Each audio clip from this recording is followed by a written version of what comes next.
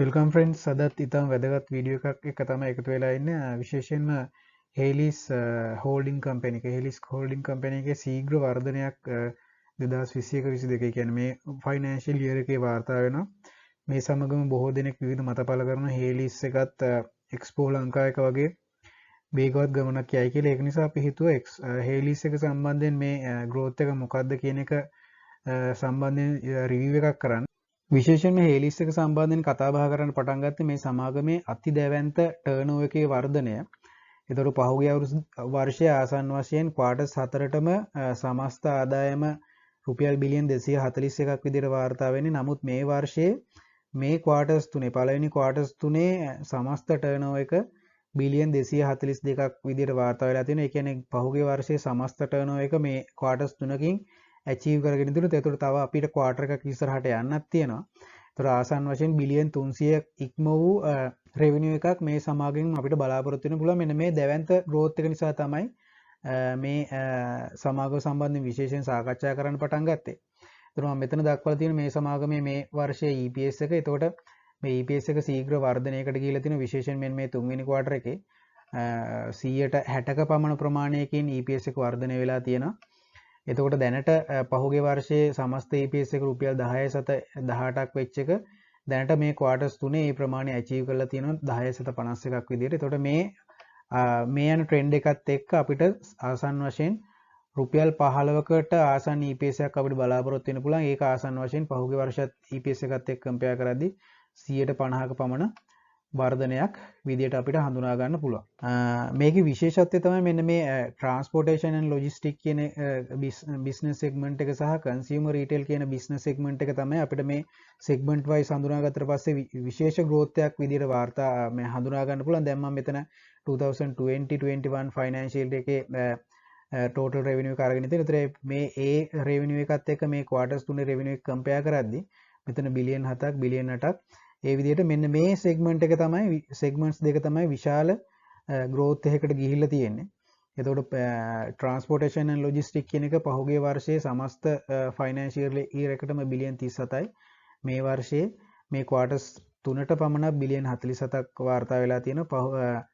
consumer and retail කියන එක පහුගිය වර්ෂයේ බිලියන් 73ක් වෙච්ච එක මේ වර්ෂයේ මේ quarters තුනට බිලියන් 60ක ටර්නෝවර් එකක් වාර්තා කරලා තියෙනවා. ඒතර විශේෂයෙන් මම මේ සෙග්මන්ට්ස් වල තමයි අපිට විශේෂ growth එකක් අපිට හඳුනා ගන්න පුළුවන්. දැන් මේ transportation and logistics කියන එක සම්බන්ධයෙන් කතා කරද්දී මේකම මේ හේතුව නිසා තමයි එක්ස්පෝ ලංකා එක ශීඝ්‍ර වර්ධනයකට ගියේ. ඒතර මේ හේලිස් එකත් බිස්නස් එකේ ඔපරේට් වෙන සමාගම් කිහිපයක් රිප්‍රසන්ට් කරන ඒක නිසා තමයි මේ වගේ දැවැන්ත ඉන්කම් growth එකකට ගිහිල්ලා තියෙන්නේ. මේ සමාගම් සම්බන්ධයෙන් විශේෂයෙන් සාකච්ඡා කරොත් CSE කොළඹ කොටස් වෙළඳපොලේ listed companies වලින් well diversified company විදිහට තමයි මේ හේලිස් එක හඳුනාගන්නේ. මම හිතන්නේ ඒගොල්ලන්ට හේලිස් එකට මේ ඒ සම්බන්ධයෙන් awards හම්බෙලා තියෙන පහුගිය වර්ෂ කිහිපය පුරාවටම. එතකොට මේක අර LOLC holding එක වගේම holding company එකක් විදිහට තමයි අපිට හඳුනා ගන්න පුළුවන්. මේ හේලිස් එක යටතේ සමාගම් 180කට අධික සමාගම් ප්‍රමාණයක් හඳුනා ගන්න පුළුවන්. ඒ අතරේ listed companies 15ක් පමණ අපිට හඳුනා ගන්න පුළුවන්. ඒතර ශීඝ්‍ර මෙන්න මේ income එකේ මේ ශීඝ්‍ර financial performance එකට ප්‍රධාන වශයෙන් හේතු වෙන්නේ මේ transportation and logistics කියන sector එකේ ඇතිවෙච්ච විශේෂ boom එක. ඊට අමතරව මෙන්න මේ consumer and retail කියන segment business segment එකනොත් ලොකු contribution එකක් ලොකු growth එකක් දාලා තියෙනවා.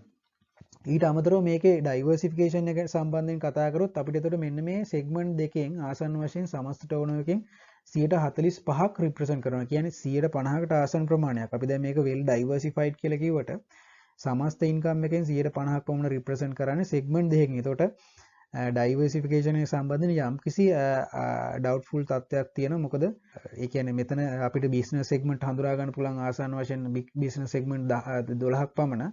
එතකොට ඒ සම්පූර්ණ බිස්නස් සෙග්මන්ට් වලින් සෙග්මන්ට් දෙකක් තමයි සමස්ත ටර්නෝවර් එකෙන් 150කට ආසන්න ප්‍රමාණයක් රිප්‍රසන්ට් කරන්නේ. ඒක යම්කිසි රිස්කි තත්ත්වයක්. මොකද මේ සෙග්මන්ට් දෙක මේ ආයි පරණ නෝමල් තත්ත්වයකට ගියොත් එතකොට මේ ඇචීව් කරපු ලොකු ටාගට් එක සීග්‍රයෙන් පල්ලෙහාට යන්න පුළුවන්. ඒකත් අවබෝධය තියාගන්න මේ සමාගමේ ආයෝජනය කරන කෙනෙක් නම් ඊළඟට විශේෂම දේ තමයි මම අර මුලින් කිව්වා වගේ මේ සමාගම listed companies 15ක් පමණ represent කරනවා. ඒතකොට සමස්ත වශයෙන් මේ සමාගම companies 181ක් represent කරන holding company එකක්. ඒ අතරින් public listed companies 15ක් තියෙනවා. overseas companies 32ක් තියෙනවා රටවල් 14ක locate වෙච්ච.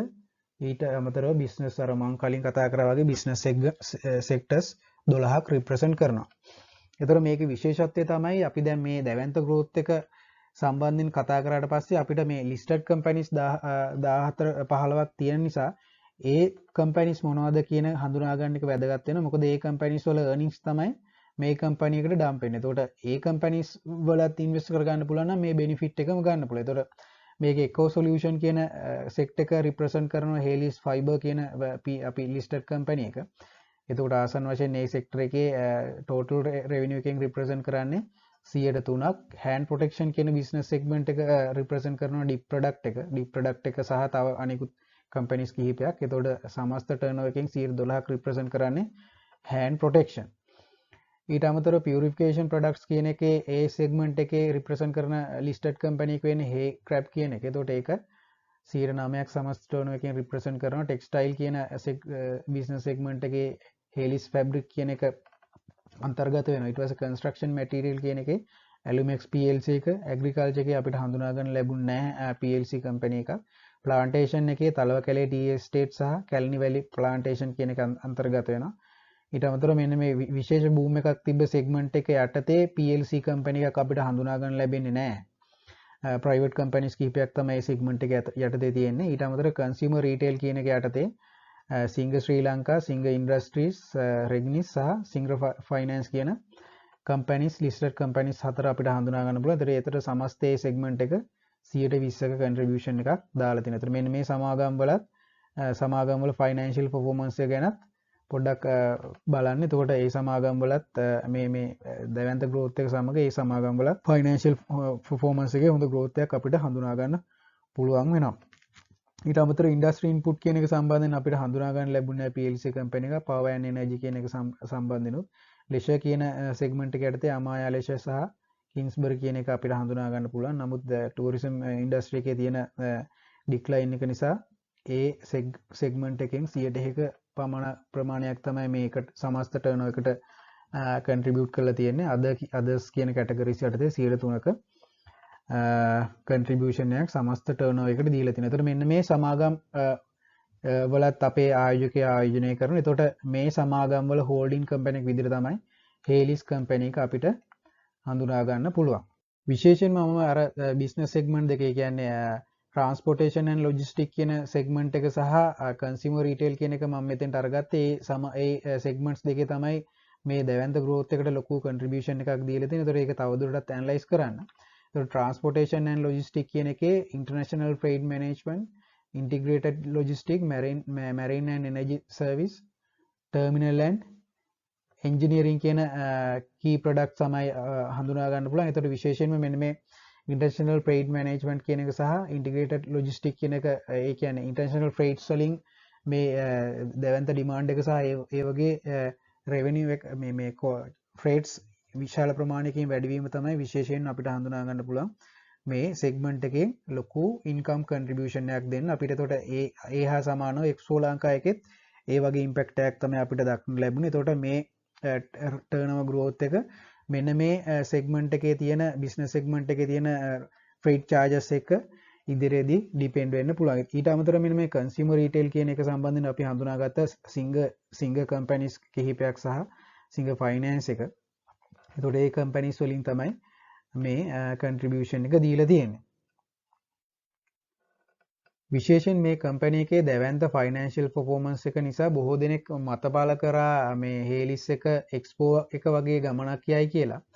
එතකොට අපි අර දැනටම සාකච්ඡා කරා Expo එක represent කරන්නේ Expo එකත් business segment කිහිපයක් represent කරනවා. නමුත් ඒක well diversified නෑ. මොකද logistics sector එකෙන් තමයි 95%කට වැඩි ප්‍රමාණයක revenue එකක් contribute කරන්නේ සමස්ත holding company එකට. එතකොට ඒ වගේම Haylis එකත් මේ maritime ඒ කියන්නේ logistics sector එක represent කරනවා. එතකොට ඒ sector එකේ සමස්ත growth එක තමයි මැරිටයිම් සෙක්ටර් එකේ සමස්ත growth එක තමයි logistics sector එකේ මේ හේලිස් එකේ මේ turnover එක increase වෙන්නත් මේ expo එකේ දැවැන්ත financial performance එකට යන්නත් හේතු වෙලා තියෙන. ඊට අමතරව අපි කලින් කතා කරා වගේ අර consumer retail කියන sector එකෙත් හේලිස් එකට අදාළව යම්කිසි growth එකක් අපිට හඳුනා ගන්න පුළුවන්. දැන් මම මෙතන දාලා තියෙන්නේ හේල් එක්ස්පෝ ලංකා එක හේලිස් එක සහ LOLC holding එකේ comparison එකක්. මේ සමාගම් තුනම holding companies. එතකොට හේලිස් එක සහ එක්ස්පෝ එක යම්කිසි සමානත්වයක් අපිට හඳුනා ගන්න පුළුවන්. LOLC එක ඒ වගේම නමුත් LOLC එකේ විශේෂයෙන්ම තියෙන finance companies කිහිපයක් රාශියක් ඊට අමතරව agriculture ඒ වගේ සහ තව equipments browns මේක යටතේ. එතකොට අපි LOLC holding එක යටතේ මේ logistics sector එකට අදාළව companies හඳුනා ගන්න නැහැ. එතකොට මේ companies තුන compare කරොත් හේලිස් එකේ දැනට net asset value එක 75ක් විදිහට වාර්තා වෙනවා. LOLC holding එකේ 331ක්, expo එකේ 34ක්. මාස 9ට EPS එක හේලිස් එකේ රුපියල් 10.51ක්, LOLC එකේ 46ක්, expo එකේ 21ක් විදිහට වාර්තා වෙනවා. එතකොට දැනට හේලිස් එකේ price to book value එක තියෙන 1.64. එතකොට අනිත් මේ සමාගම් දෙකත් එක්ක compare කරද්දී අඩුම price to book value එක වාර්තා කරන්නේ හේලිස් එක. ඒ වගේම price earning ratio එක ගත්තොත් expo එක 11යි 0.75 11.75ක්. එතකොට price earning ratio එක ගත්තත් හේලිස් එක තමයි මේ සමාගම් දෙකෙන් අඩුම price earning ratio එක වාර්තා කරන්නේ. එතකොට මේ සමාගම් තුනත් එක්ක compare කරද්දී LOLC එක සහ expo එකත් එක්ක compare කරද්දී හේලිස් එක undervalued level එකේ තියෙන. ඒ වගේම price earning ratio එක ගත්තත් ඒ සමාගම් වලට වඩා පල්ලෙහා මට්ටමක තමයි තියෙන්නේ. එතකොට දැනට තියෙන share price එක හේලිස් එකේ රුපියල් 123ක්, LOLC holding එක 1159ක් සහ expo ලංකා එක 321ක් විදිහට වාර්තා වෙනවා. ඒතර විශේෂයෙන්ම හේලිස් එක අපිට හඳුනා ගන්න පුළුවන් long term investment එකකට සුදුසු කම්පැනියක් විදිහට. ඒතර මේක පහුගිය වර්ෂයේ ආසන්න වශයෙන් dividend pay කරා රුපියල් 3.10ක පමණ මේ subdivision එකත් consider කරාට පස්සේ රුපියල් 3ක පමණ dividend එකක් අපි LOLC holding එක සම්බන්ධව ගත්තොත් dividend අපිට හඳුනා ගන්න නැහැ. ඒ වගේම expo ලංකා එක රුපියල් 2කට අඩු dividend එකක් තමයි කියලා තියෙන්නේ. ඒතර dividend wise ගත්තත් හේලිස් එක හොඳ investment return එකක් දීලා තියෙනවා. ඒතර දැනට අපි මේ සමාගම් තුන අතරින් consider කරොත් හේලිස් එක අපිට long term investment එකකට සුදුසු කම්පැනියක් විදිහට හඳුනා ගන්න පුළුවන්. ඒකේ තියෙන diversification එක නිසා දැන් expo එක ගත්තොත් ඒකේ mainly දැනට මේ growth එක තියෙන මේ logistics sector එකේ තියෙන වර්ධනයත් එක්ක. ඒතකොට ඒ sector එකේ යම්කිසි decline එකක් આવොත් මේ expo ලංකා එකට ඒක අවශ්‍ය සහගත විදිහට බලපාන්න පුළුවන්. නමුත් මේ හේලිස් එකේ තියෙන well diversified ගතිය නිසා ඒ diversification එක නිසා එවැනි ලොකු impact එකක් ඇති වෙයි කියලා අපිට බලාපොරොත්තු වෙන්න අපහසුයි. මෙන්න මේ සාධක විතරයි මට සාකච්ඡා කරන්න උනේ. එතකොට හේලිස් එක long term investment එකක් විදිහට අපිට හොඳ සුදුසු කම්පැනියක් විදිහට හඳුනා ගන්න පුළුවන්. අනිත් මේ holding companies දෙකත් එක්ක compare කරද්දී undervalued level එකේ තියෙන්නේ. ඒ වගේම හොඳ dividend එකක් ගෙවන සමාගමක් විදිහට හඳුනා ගන්න පුළුවන්. බොහොම ස්තුතියි අද දවසේ වීඩියෝ එක නරඹුවට. මේ වගේ වීඩියෝ එකකින් නැවතත් හම්බෙමු.